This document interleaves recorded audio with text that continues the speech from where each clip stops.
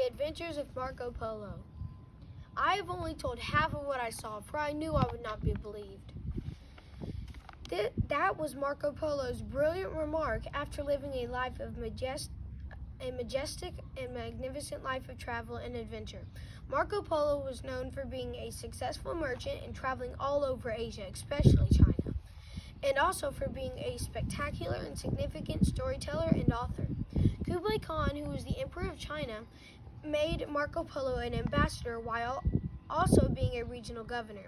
The relationship between the Emperor of China and Marco Polo was not expected, but was greatly beneficial to both because Marco Polo's impact on his Italian people inspired them to explore exciting foreign lands outside their native borders.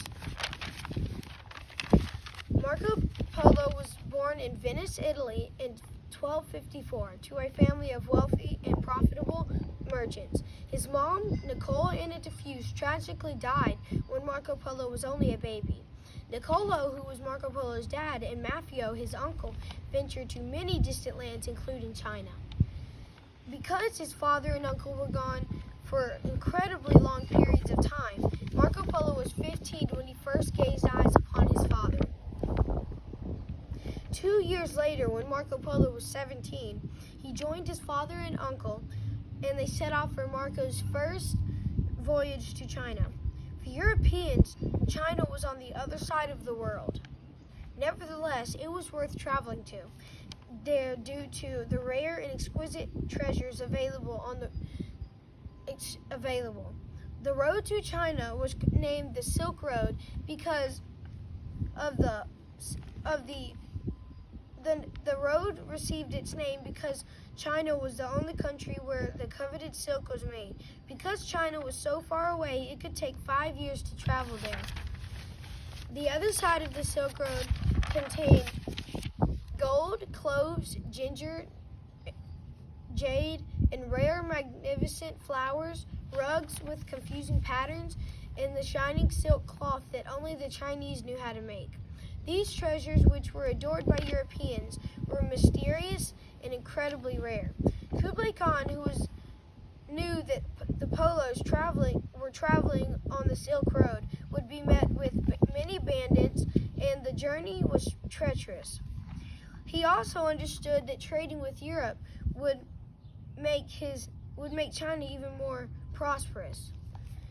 He ordered his Mongol soldiers to become road keepers and policemen to guard the roads and to protect the travelers against brutal robbers. He encouraged the Polos and the other traders and merchants to come safely to his cities. The emperor was also very open and curious about the Christian religion and requested the Polos to bring him holy oil and asked for 100 priests. Marco Polo brought the holy oil, which was from the tomb of Jesus Christ, just as it was suggested, but he could not bring the priests. Kublai Khan trusted Marco Polo so much that he was put in charge of governing many cities around Beijing. Marco Polo also judged between the Chinese officials which were debating with each other. Marco Polo lived in China for over 20 years. It had a deep, fascinating connection with the country and its people. Marco Polo and his dad and uncle eventually returned back home to Italy from China when he was 41. His family did not recognize them and accused them of being beggars.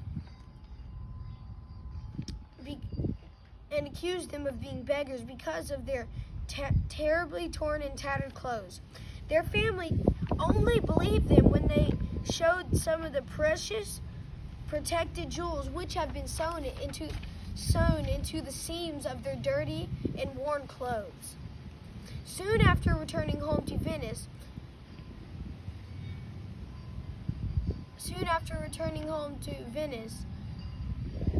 was at war with Genoa.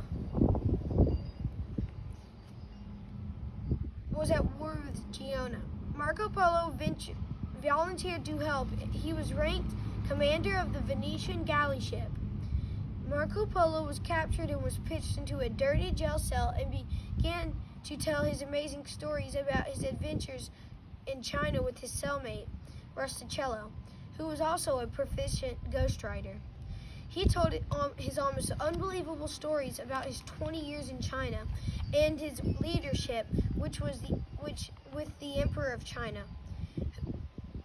and also about the holy oil from the Jerusalem, the grandiose structures of Kublai Khan. Rustichello admired Marco Polo's stories and offered to write them down in a book. Marco Polo and Rustichello named the book The Description of the World. Then it later became The Travels of Marco Polo. Marco Polo left quite the legacy for those that followed, and he changed the advancements of Europeans by inspiring them to travel new ways of living. Learning from the Chinese, Marco Polo showed the Europeans there's more to life in the world around them than what their eyes can see. He opened their imaginations and their desire to travel and advance their knowledge of adventure and travel. Because of Marco Polo, Italians dared to dream and travel outside their immediate lands and started to explore the world. The magnificent adventures of Marco Polo opened the hearts and imaginations of those who heard or read of his life and made their own dreams possible.